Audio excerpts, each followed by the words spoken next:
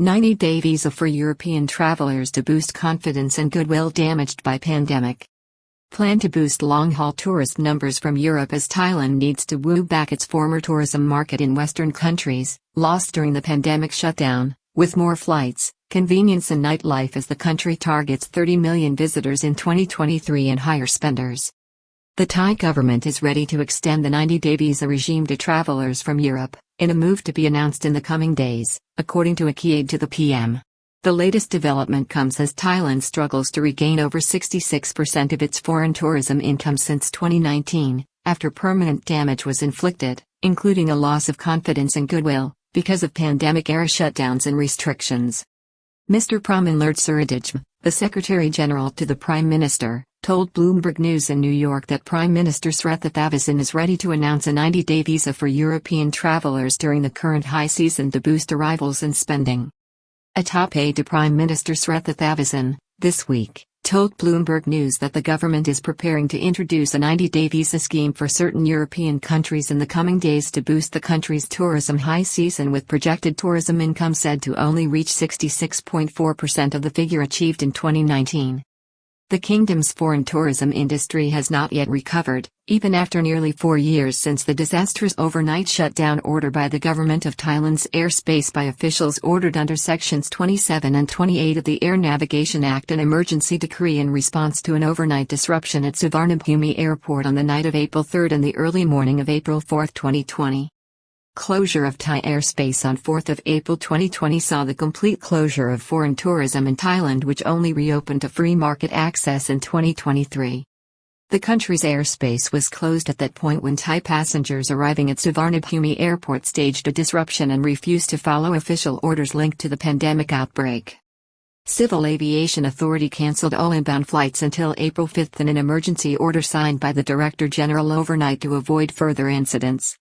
It was the start of a prolonged shutdown and closure of the country's tourist industry, with it only being fully liberated again at the beginning of 2023. Mr. Pramanlert Suradij is one of Prime Minister Srettha's most senior advisors, and at the outset of the new government, in September, the growth of foreign tourism was marked as a key economic objective. 90-day visa scheme introduced for Russian tourists in October and will run until the end of April 2024. In October, the government announced a similar 90-day visa scheme for Russian arrivals in the kingdom from November 1, which is to run until the 30th of April 2024. Russians to get 90-day visa on arrival as tourist numbers wobble in October ahead of high season. The mooted proposal is a similar arrangement and is designed to attract more holidaymakers while also encouraging longer stays in the kingdom, thus increasing expenditure per visit. Thailand's tourism fortunes have been tamped down this year with a disappointing take-up from the Chinese market despite a visa waiver being introduced with much fanfare in September. Move to boost tourism sector with worrying signals near the start of the country's high season. Another key factor has been depressed expenditure caused by a movement in the kingdom's tourism profile to predominantly Asian visitors on short-haul flights, with the country's top source of origin this year so far being Malaysia, followed by China, India, South Korea, and Taiwan. Foreign tourism industry has been attracting less long-haul and Western tourists who are being captured by other destinations for price and service. Thailand appears to be attracting fewer Western visitors, which has been attributed to higher airfares on long-distance hauls, as well as stiffer competition from countries in the Caribbean, the Maldives, Vietnam, and even European tourist industries now targeting Thailand's former foreign tourism market in the Americas, Europe, Australia, and New Zealand. It is also important to note that Thailand, unlike other tourism economies, has not yet managed to recover from the pandemic shutdown in 2020, which inflicted permanent damage on the country's credibility in the international industry. The damage inflicted by the pandemic-era restrictions by the previous government is similar to the loss of goodwill suffered by China's economy because of its overreaction to the emergency, from which other countries have long recovered. Top airline boss cautious about government's plan to end emergency measures for foreign tourism sector. British Airways snubs Bangkok in favor of elite travelers to Singapore as Thai Airways load levels rise. The, at times, shambolic and chaotic nature of intrusive and unpredictable government interventions, including convoluted and demanding access schemes and conditions from 2020 to 2022, are known to have undermined confidence in the kingdom among international travel agents and most particularly the airline industry. New government is making the right moves in cutting prices, red tape and easing visa regulations to make foreign tourists more welcome and cut fares. The present government appears determined to address this and, this week, moved to counter the trend by announcing discounts on airport fees to airlines aiming to increase connectivity between Thailand and all parts of the world, particularly aimed at encouraging more long-haul flights with consequently lower fares and more arrivals. Increased flight connectivity is the target as Airports of Thailand, AOT, offers discounts to world airlines opening up new routes to and from Thailand. Thai Airways rakes in cash, may exit rehabilitation plan in 2024 with its set shares relisted in 2025.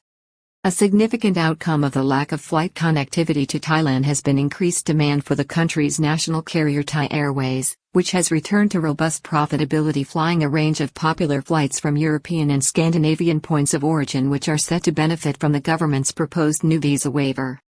Not clear which countries are included yet, but extended nightlife and drinking hours are sure to be in addition to the country's festive attractions.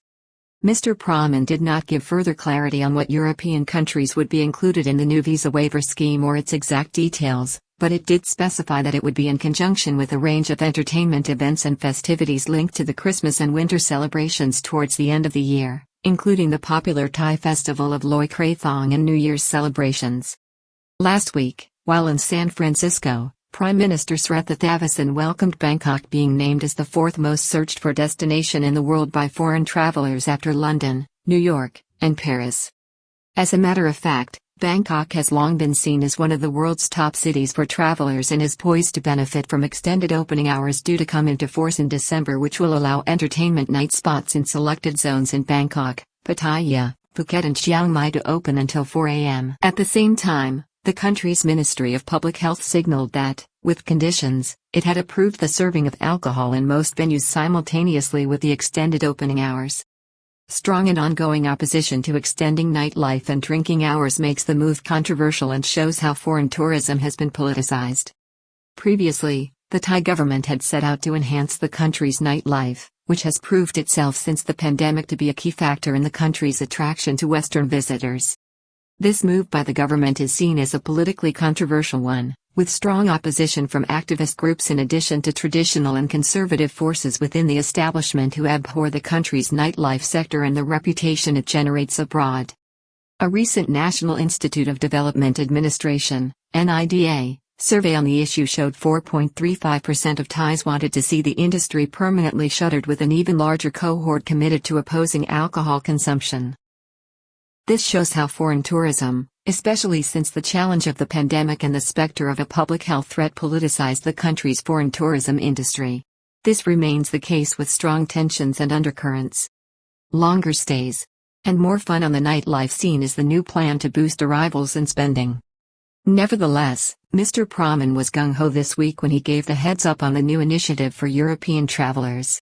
"We will design more attractions and promotions to incentivize tourists to stay longer," he told the New York news agency Bloomberg. The Secretary General to the Premier at Government House went further: longer stays, more events to attract them and more fun on the nightlife scene. This is how we're planning for tourists to spend more.